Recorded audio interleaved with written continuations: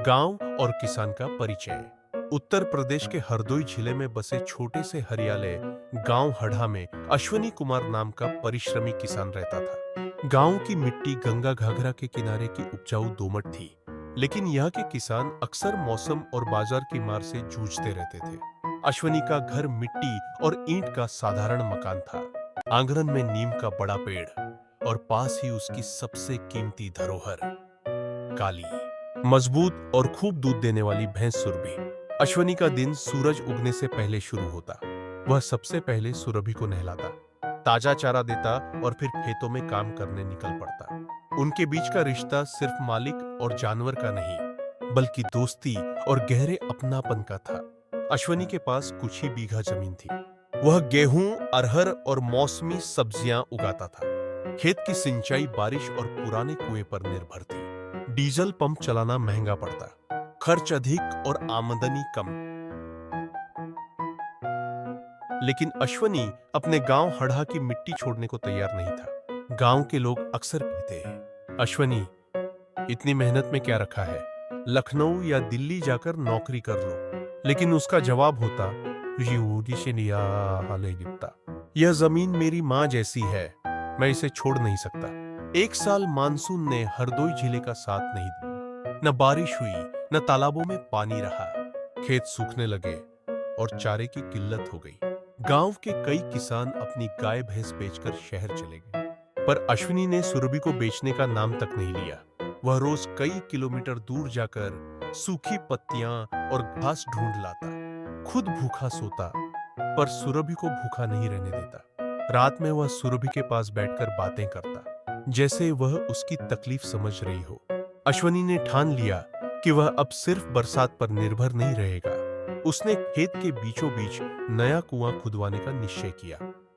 बिना मशीनों के अपने कुछ दोस्तों की मदद से वह दिन में खेत में काम करता और रात को लालटेन की रोशनी में गड्ढा खोदता। कई बार हाथों में छाले पड़े, मगर उसने हार नहीं मानी। सुरभि पास में बंधी रहती, उसकी बड़ी आंखों में जैसे हौसला झलकता। महीनों की मेहनत के बाद आखिरकार पानी मिला। यह हड़ा गांव के लिए किसी वरदान से कम नहीं था। कुएं का पानी न केवल अश्वनी के खेतों के लिए, बल्कि हड़ा के पड़ोसी किसानों के लिए भी वरदान बना। जब किसी के खेत में पानी की कमी होती, तो अश्वनी बिना किसी शुल्क के उन्हें पानी देता। गांव के लोग उसके जज्बे और मदद की भावना से प्रभावित हुए। सुरभि भी अब पहले से ज्यादा दूध देने लगी।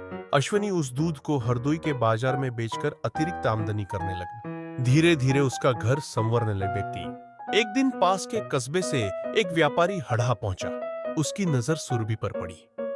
उसने कहा, भाई, तेरी भैंस तो अद्भुत है, मैं इसे खरीदने के लिए बड़ी रकम देने को तैयार हूं। गांव के लोग कहने लगे, इतना पैसा मिलेगा, बेच दे और नई जमीन खरीद ले। लेकिन अश्वनी ने सुरभि की आंखों में देखा। वह मानो कह रही थी, मुझे मत छोड़ो। अश्वनी ने दृढ़ स्वर में कहा, पैसे से रिश्ता नहीं खरीदा जा सकता। सुरभि मेरा परिवार है, सौदे की वस्तु नहीं। व्यापारी निराश होकर लौट गया। अगले साल हरदोई में अच्छी बारिश हुई। कुएं और बरसात के पानी से खेतों में भरपूर फसल आई। अश्वनी ने गेहूं, धान और सब्जियों का इतना उत्पादन किया कि हड़ा गांव में उसकी मिसाल दी जाने लगी। लोग उसके खेतों को देखकर कहते, देखो, जिसने अपने पशु को परिवार माना और मेहनत की, उसकी किस्मत बदल गई। सुरभि अब बूढ़ी होने लगी थी, पर अश्वनी का स्नेह वैसा ही रहा। वह रोज से सुबह उसे नहलाता, पौष्टिक चारा देता और उसके माथे पर प्यार से हाथ फेरता। बच्चे कहते, यह सिर्फ भैंस नहीं, अश्वनी की सबसे अच्छी दोस्त।